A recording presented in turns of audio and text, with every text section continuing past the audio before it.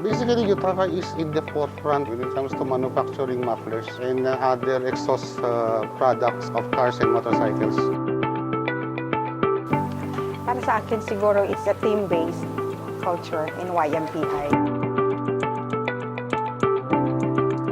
Yung kultura ng Yutaka, yung magandang samahan ng mga associate dito at ng management. Yung pagtuturuan po namin bilang isang pamilya, yun po siguro ang isa sa malaking asset ng kumpanya.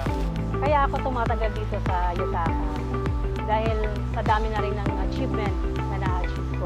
Bilang associate in 22 years in YMPI, masasabi ko, I'm proud being a YMPI associate.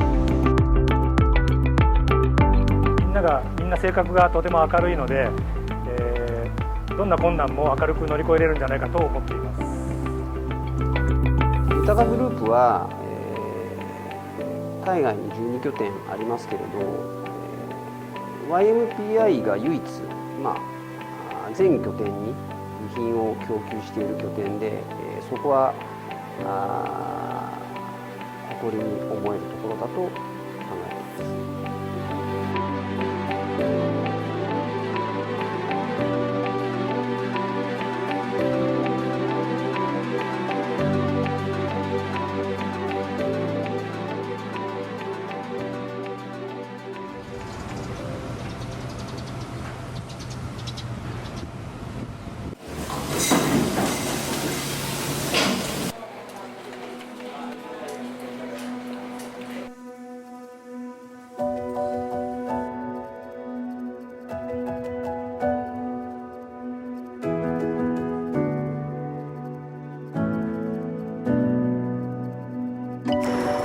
YMPI started in 1994 during the economic revolution, during the time of President Fidel V. Ramos, when companies were established in Laguna Technopark in the industrial zone.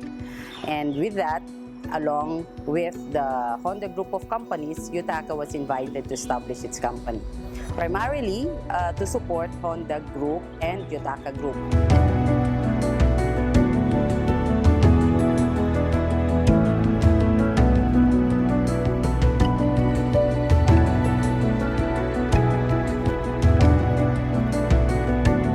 YMPI is the first affiliate of Yutaka Giken Company outside of Japan.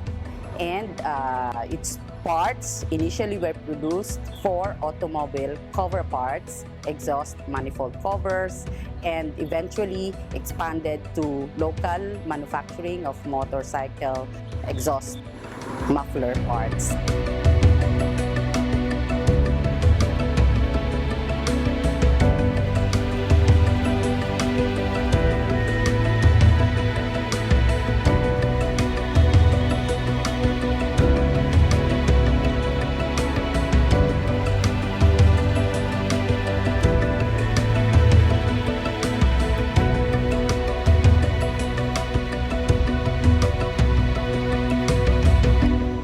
Nag-start ako sa Yutaka May 2, 1995. Pinadala muna kami ng Japan, tapos saka lang kami hinire after nung 3 months training namin sa Japan. So bali nag-start ako May 2. So after training namin sa Japan, nag-transfer kami rito sa Laguna Technopark, dito sa planta sa Yutaka. Dumating kami rito, under construction pa lang to. So kalahati pa lang ng company, yung may mga machine. So bali ang trabaho namin noon, kami muna yung mga naglilinis dahil hindi naman uso yung janitor nung time na yon. Pagkatapos namin maglinis, tumutulong kami sa mga Japanese para mag-install ng makina.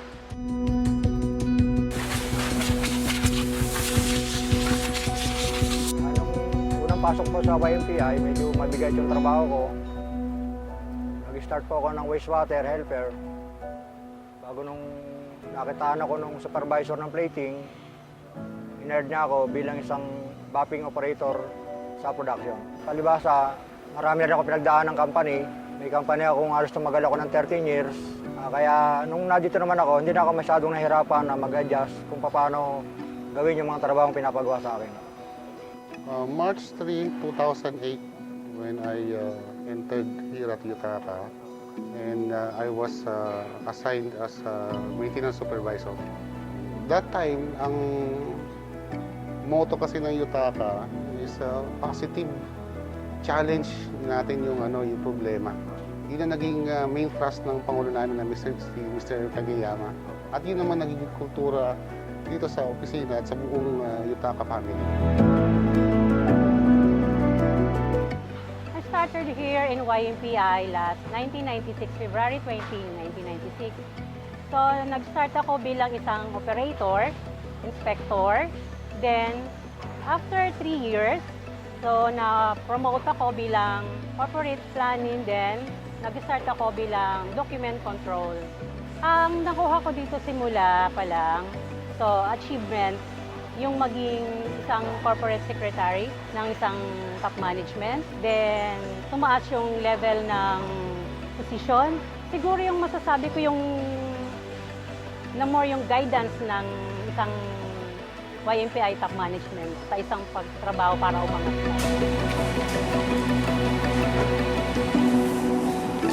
Nag-umpisa ako dito no, mga August 2012 yun.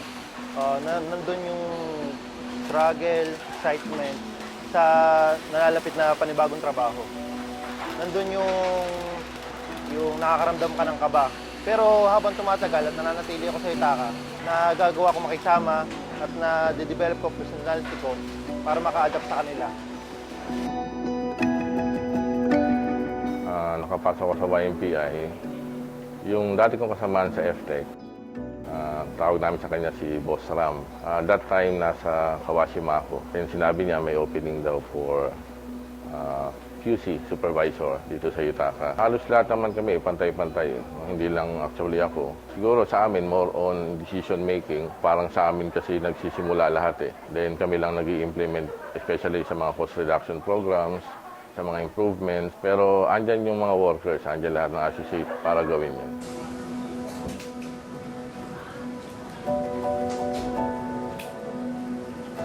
Way back 2002, one of the top management invited me to join YMPI. So I tried to make the interview. Luckily, I was hired through our Japanese consultant. So I started working with purchasing that time. With the current situation, kailangan mo talagang ibigay yung best mo in order to really contribute for the betterment of the company.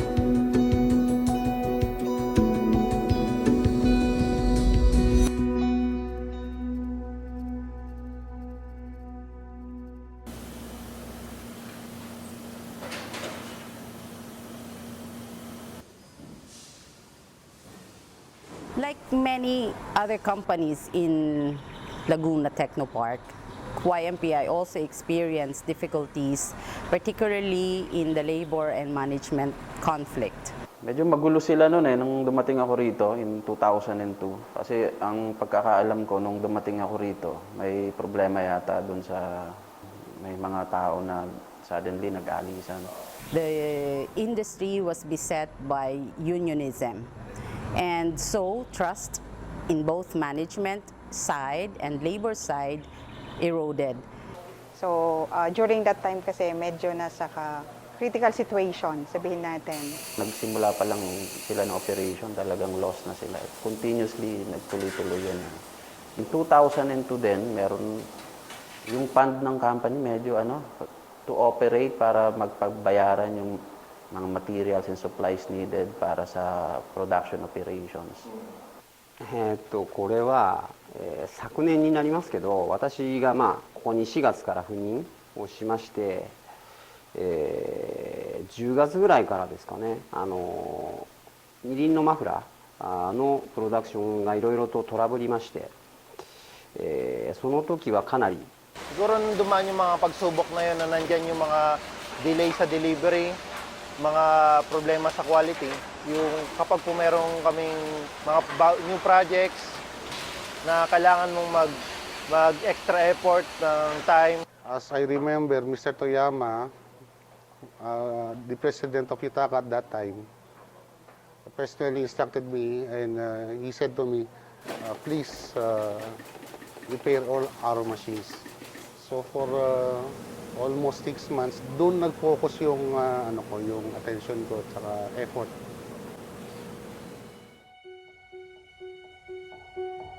After nung mag-aklas yung mga tao, nangyari, miniting kami lahat ng management.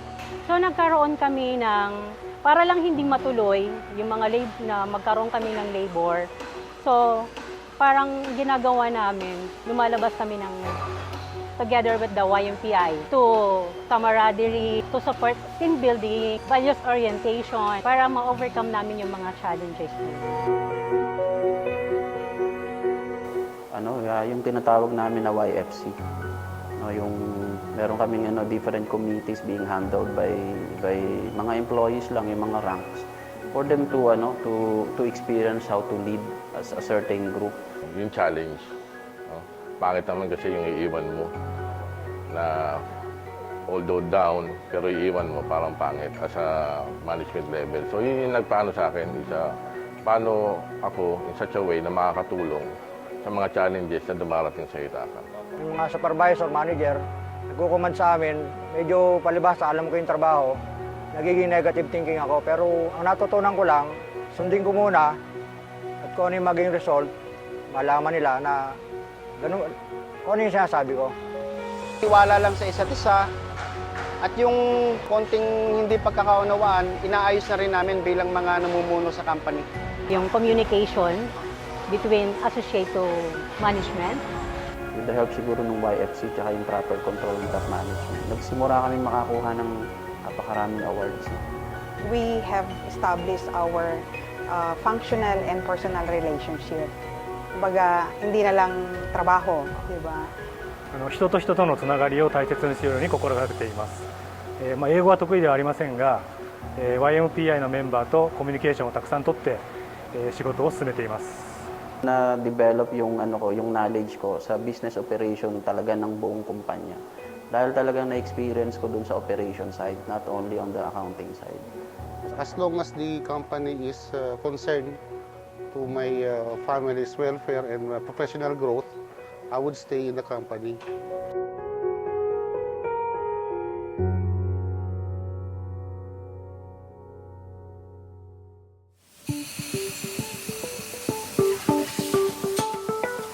YMPI, as a leading manufacturer of automotive parts and motorcycle parts, has continuously been involved in quality and excellent production of parts through a lot of research and innovations to its product.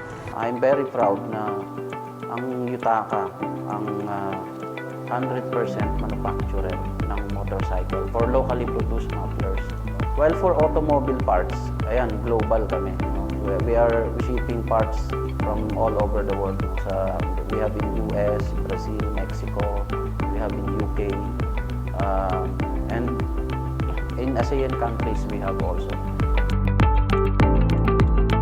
Ang Yutaka is basically very concerned siya sa skills and training ng bawat empleyado. Every year, nagkukonduct yan ng evaluation doon sa capability ng bawat empleyado. Nagbibigay siya ng proper training. 先ほど言った通り、YMPI は海外向けに輸出するのがメインの企業になりますので、今後さらに他の会社との競合っていうのが激しくなってくると思います。そういう中でやはり競争力を持っていないと仕事っていうのはなくなっていってしまうので、競争力をつけるために必要な人材育成であったり、あとは環境を整えるですとか、そういったところの将来に向けた対応っていうのが今必要だというふうに考えています。So siguro after 20-25 years, nakikita ko baka yung company karoon pa ng ibang plant in the Philippines. I hope na maging ganon. Next 25 years, siguro ay Yutaka mas high-tech na and continuous improvement. More proud being YMPI, then more projects to come. Level up the good communication, then responsibility, associate them sa management. Kung papanatili po namin dito ang magandang samahan at yung pagkakaroon ng innovation, mas lalaki po yung Yutaka. Palagay ko po magkakaroon pa ito ng mas malaking planta. Sana, for the next 25 years, kung ano yung ganda nangyari ito nakaraan. Sana maging maganda pa rin hanggang sa makaano pa rin ang another 25 years. Yutaka has a very strong management team and supported by our mother company sa UG. So I think Yutaka will stay more than 25 years more.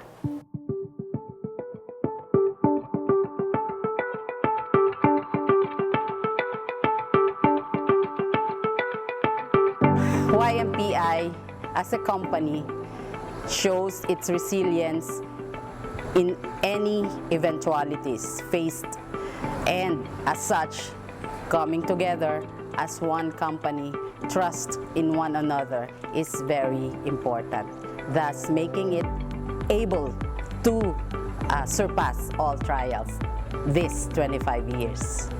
25周年おめでとうございます。この機会にここにいられてとても幸せに思っています。皆さんの長年にわたる協力と努力によって会社はここまで発展してきました。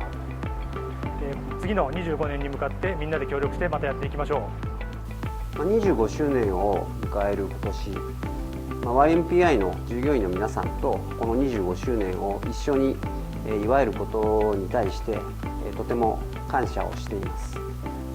それから25年前に YMPI を設立してから今まで諸先輩方の功績が非常に大きいと考えておりまして、そちらについても大変感謝をしています。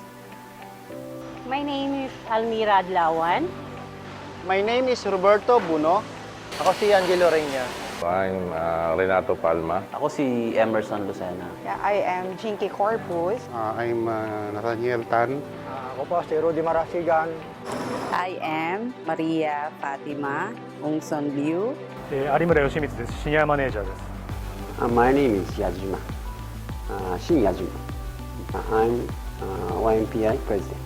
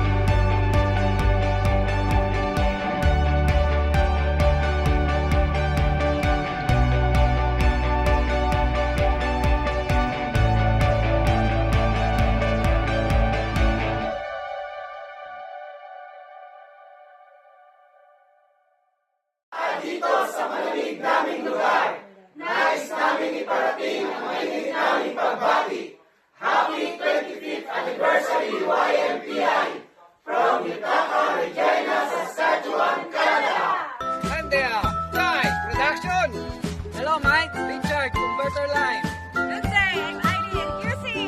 Hello, Cynthia from QC. Hi, from Eric from Maintenance Department. From YMPI family here in the land down under, we want to wish you a very happy 25th anniversary from Perth, Western Australia. Aussie, Aussie, Aussie. Happy 25th anniversary, Yutaka, from Dubai, UAE. From